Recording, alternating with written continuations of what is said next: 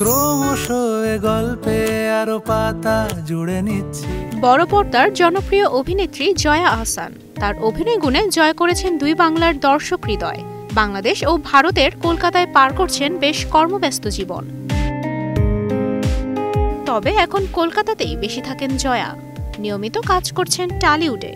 সে হিসেবে কলকাতা অভিনেত্রীর second home বলে উল্লেখ করেছেন তিনি। সম্প্রতি কলকাতায় একটি অ্যাওয়ার্ড অনুষ্ঠানে একথা বলেন জয়া। পূজার সময় কলকাতাকে মিস করেন বলে জানান জয়া। তিনি বলেন, এমনিতেই এখন কলকাতা আমার সেকেন্ড হোম, তাই পূজার সময় এখানেই কাটাতে ভালোবাসি। এবারেও আমি এখানে থাকব। অনুষ্ঠানে সবাইকে দুর্গাপূজার আগাম শুভেচ্ছাও জানান তিনি। পূজার পরিকল্পনাও ভাগ করে নেন উপস্থিত অতিথিদের সঙ্গে। প্রশংসা করেন কন্টেন্ট ক্রিয়েটর ও ইনফ্লুয়েন্সারদের।